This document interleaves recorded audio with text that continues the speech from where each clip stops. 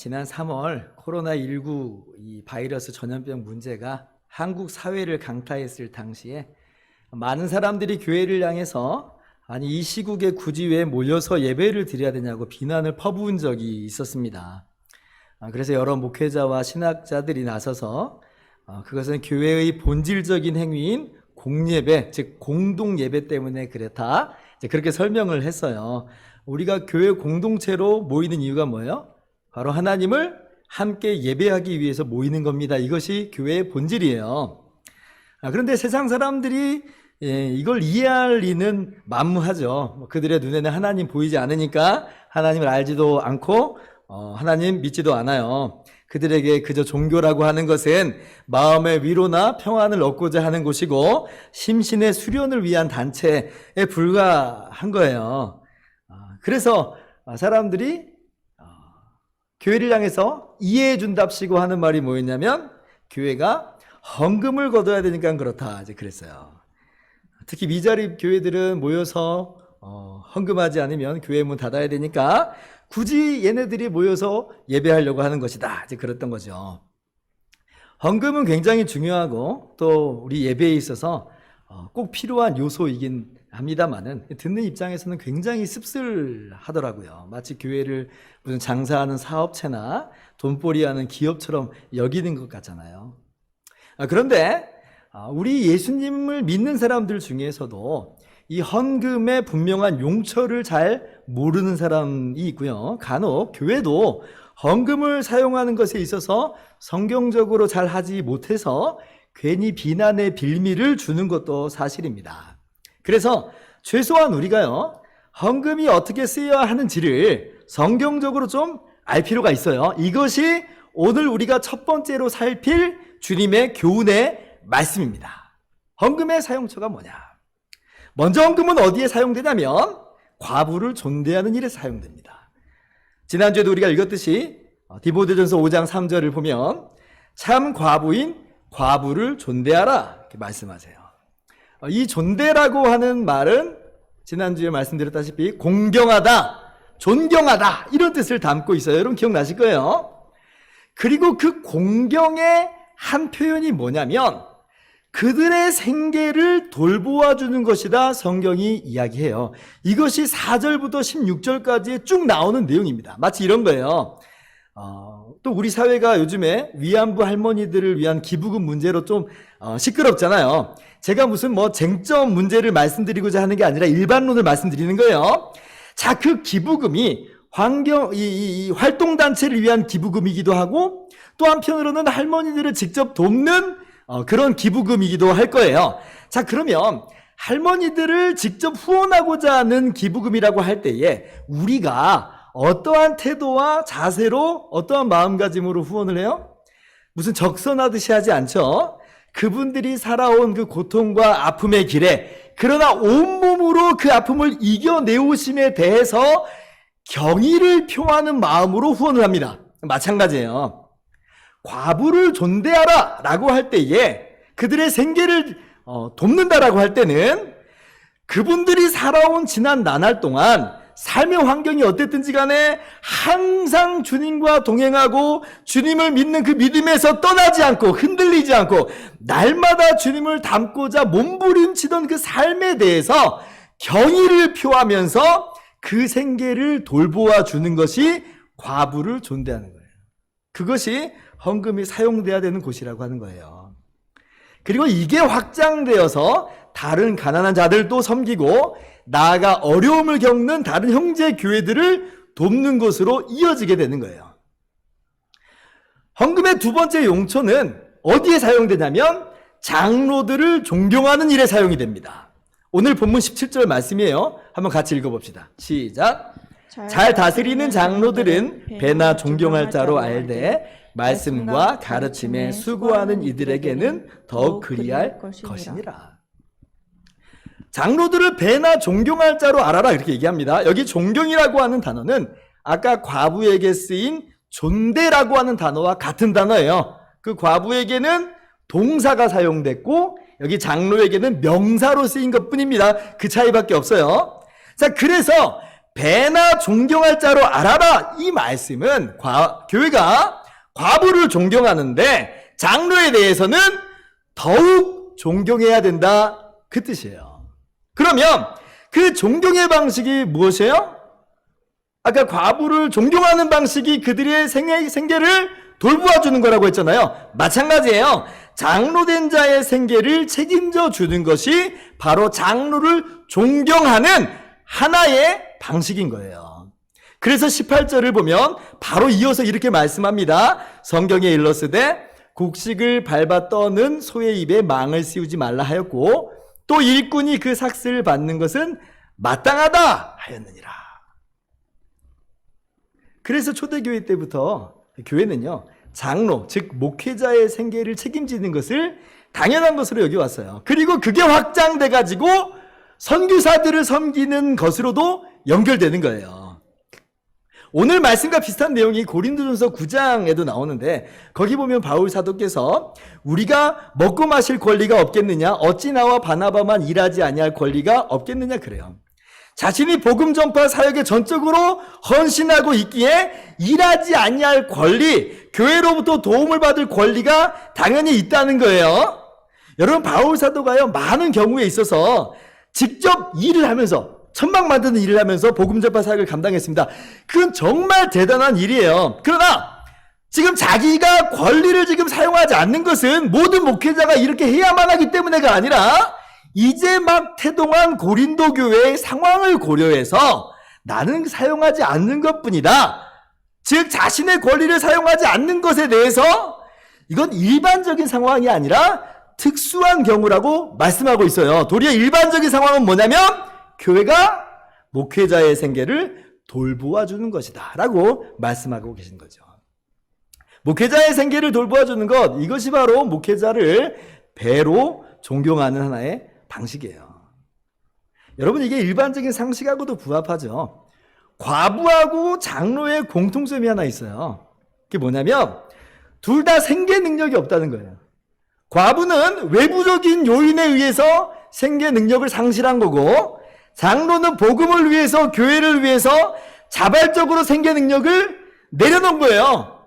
이러든지 저러든지 생계 능력이 없는 사람들이에요. 그러면 이분들이 뭘 먹고 살겠어요? 어떻게 먹고 살겠어요? 그래서 교회가 그 모은 헌금으로 이들의 생계를 책임져 주는 거예요. 여러분, 오늘 말씀을 오해하지 않았으면 좋겠습니다. 그러면 우리 목사님 좋은 차 사드리고 뭐 좋은 옷 사드리고 그렇게 하라는 말씀인가요? 아니에요. 그거 말씀드리려고 하는 게 아니에요. 다른 분들은 모르겠지만 저에게는 절대 그렇게 하시면 안 됩니다. 그건 저를 망가뜨리는 이 지름길이에요. 여러분, 돈에도 맛이 있다고 그러죠. 사회생활 하시는 분들은 돈 맛이 얼마나 달콤한지를 누구보다도 잘 아실 거예요. 그러니까 자꾸 돈을 모으려고 하잖아요.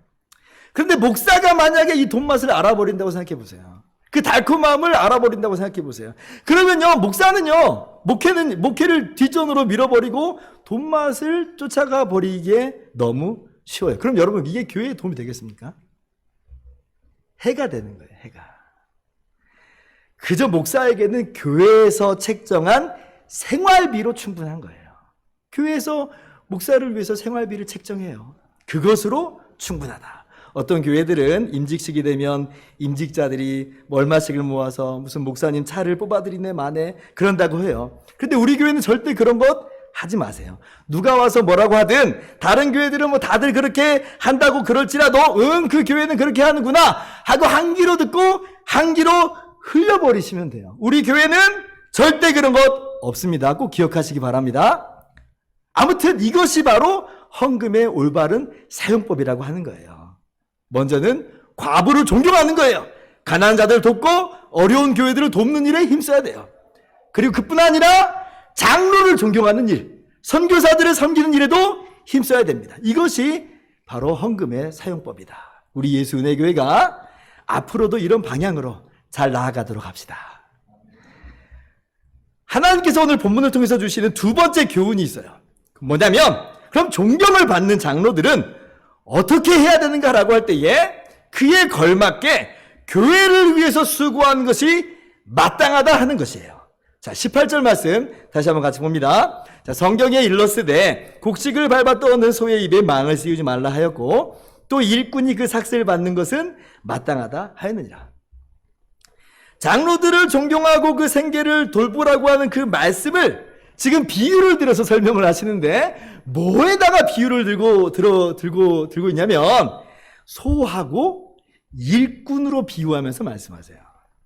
꼭 뭐라고 말씀하시는 거냐면 장로는 소고 일꾼이다 이렇게 말씀하시는 것처럼 들려요.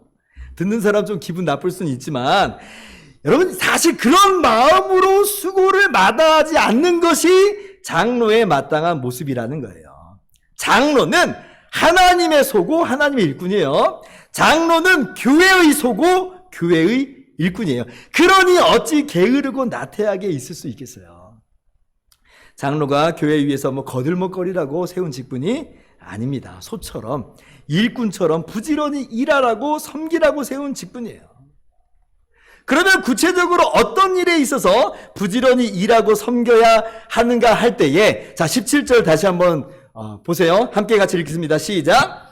잘 다스리는 장로들은 대나 존경할 자로 알되 말씀과 가르침에 수고하는 이들에게는 더욱 그리할 것이니라. 여기에 장로의 두 가지 사역이 나와요. 크게 두 가지 사역이 나오는데 첫 번째는 다스리는 사역이요. 두 번째는 말씀과 가르침에 수고하는 사역이에요.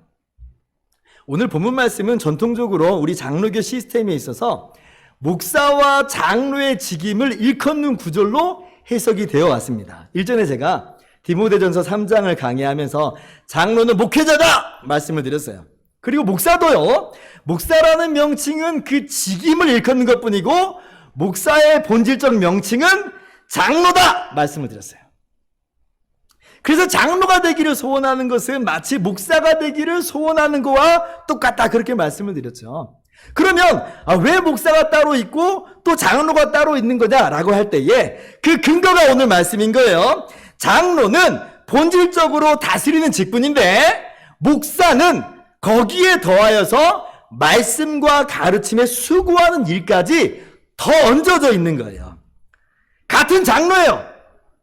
같은 장로예요. 그런데 가르치는 일까지 더 얹어져 있다. 물론 장로라고 해서 가르치는 일을 전혀 안 하는 것은 아닙니다만은 목사에게는 그것보다도 훨씬 더 이 말씀 사역에 집중하는 일이 의무로 주어졌다는 거예요. 그래서 예전에 신학교에서 가르칠 때 목사를 일컬어서 교훈 장로라 이렇게 말하기도 했어요.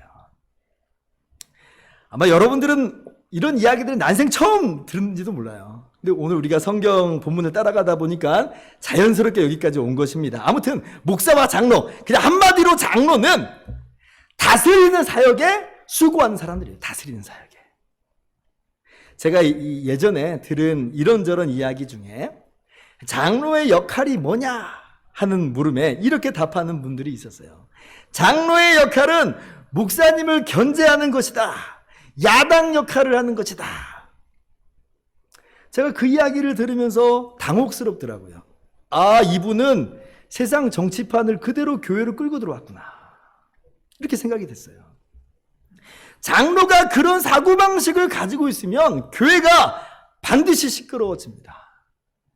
왜냐하면 당회에서 그런 편을 가르게 되고 주도권 싸움을 하게 되거든요.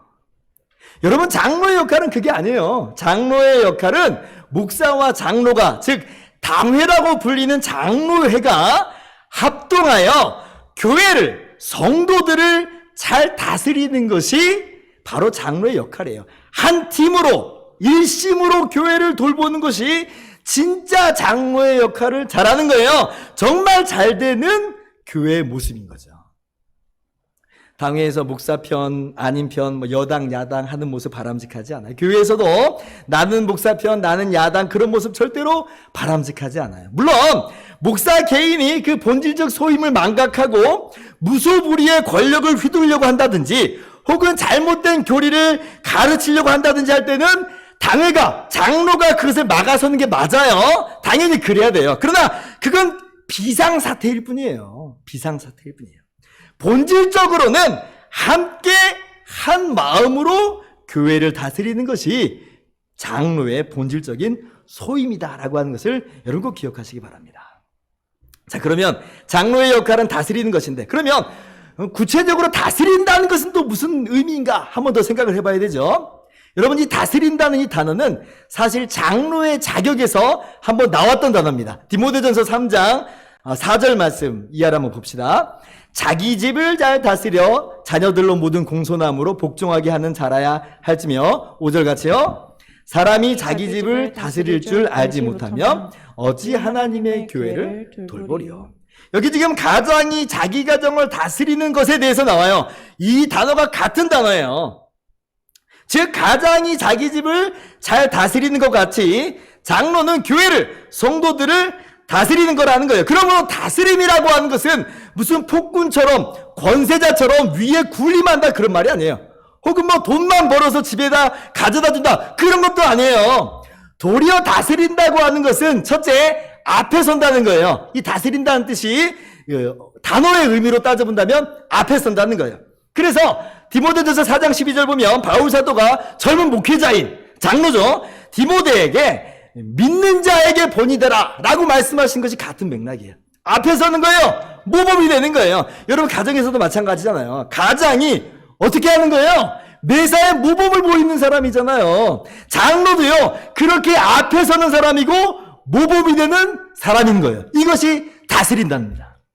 둘째로 다스린다는 말은 돌보는 거예요. 자, 3장 5절 보세요. 다시 한번 보세요. 집을 다스린다는 말과 교회를 돌본다는 말이 교차되어서 쓰이고 있어요. 이게 같은 개념이라는 거예요. 그리고 이 돌본다라는 말이 언제 사용이 되냐면, 이 단어가 딱 두 군데서 쓰여지는데, 주님께서 선한 사마리아인의 비유를 들 때 사용하신 단어가 이 돌본다라고 하는 단어예요. 누가복음 10장 이하를 보면 주님께서 이런 비유를 말씀하세요. 한 사람이 강도를 만나요. 그래서 가진 거 다 빼앗기고, 그리고 두들겨 맞아가지고 거의 빈사 상태가 됩니다. 죽을 지경이 된 거예요. 그렇게 길 옆에 방치가 돼요. 근데 이제 그 옆을 이제 누가 지나가냐면 제사장이 지나가요. 근데 그냥 지나가 버려요. 또 레위인이 지나가요. 근데 그도 그냥 지나가 버려요. 주의를 기울이지 않아요. 왜냐하면 아니, 자기들도 혹시 강도를 만날까봐 두려워했던 것도 있고, 혹은 자신들의 일이 너무 바빠가지고 돌볼 여유가 없는 거예요. 그냥 지나가 버리는 거예요. 그런데 한 사마리아인은 그 강도당한 사람을 보고 그냥 지나치지 않아요. 그를 불쌍히 여기고 그를 돌보아 줍니다. 누가복음 10장 34절 말씀 같이 읽어봅시다. 시작. 가까이 가서 기름과 포도주를 그 상처에 붓고 싸매고 자기 짐승에 태워 주막으로 데리고 가서 돌보아 주니라. 돌보아 주니라. 무슨 말이에요? 기꺼이 자신을 희생하고 기꺼이 수고하고 기꺼이 시간과 비용을 들이는 거예요. 이것이 바로 장로가 하는 다스림입니다. 얼마나 귀하고 아름다운 일인지 몰라요. 장로님들이 앞장서서 화장실 청소하고 설거지하고 쓰레기 정리하고 주차 안내하고, 그것도 한편 참 모범이 되는 귀한 일이지만요. 그런데 장로님들에게 그런 일 마치 본업처럼 계속하게 하면 안 돼요. 다만 그것은 모범으로 할 따름이에요. 오히려 성도님들은 그런 일 저희가 할 테니 장로님들은 부지런히 환자들을 신방하고 가서 기도해주고, 낙심한 사람들 가서 격려해주고, 믿음이 연약한 사람 신앙 북돋아주고, 죄악 가운데 있는 사람 건너서 그 자리 털고 일어나게 하는 그 일 하십시오. 이래야 되는 거예요. 우리를 돌보는 일을 해주십시오. 이것이 바로 장로의 일이에요.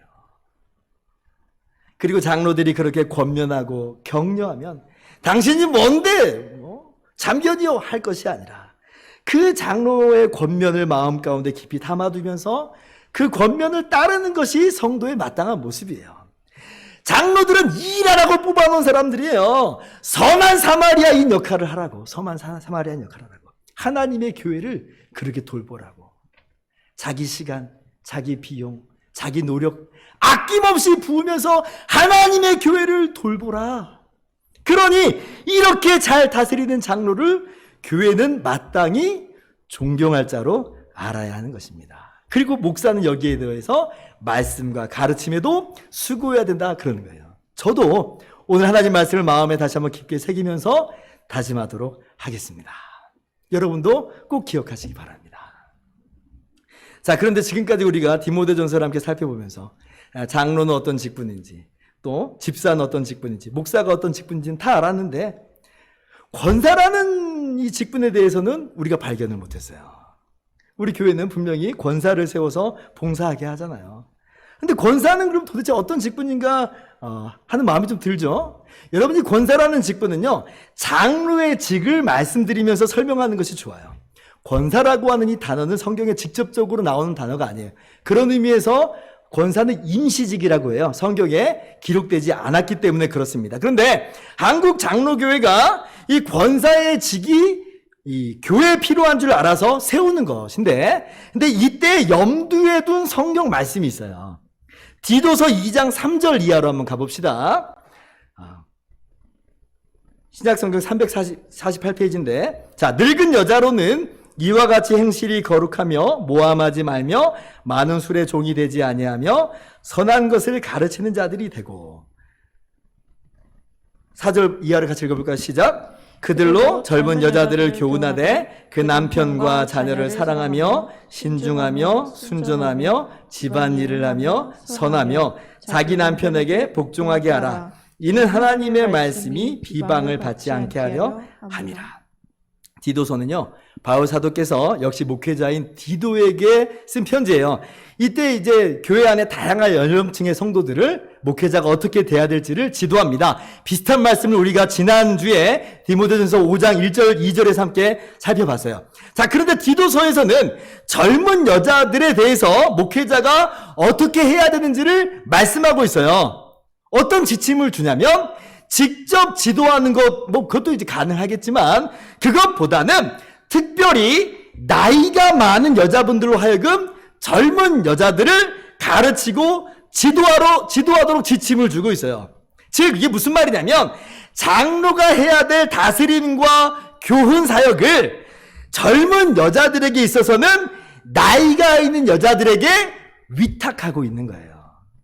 그래서 제가 언젠가 권사는 여성 구역장 사역을 하는 사람들입니다, 이렇게 말씀드린 연유가 바로 여기 있어요. 그래서 권사는요, 마치 장로가 전 교회를 대상으로 하는 것처럼 당회 지도하에 여성들을 신방하고 기도해주고 위로하고 격려하고 신앙 북돋아주고 격려하고 교훈하는 일을 바로 권사가 하는 거예요.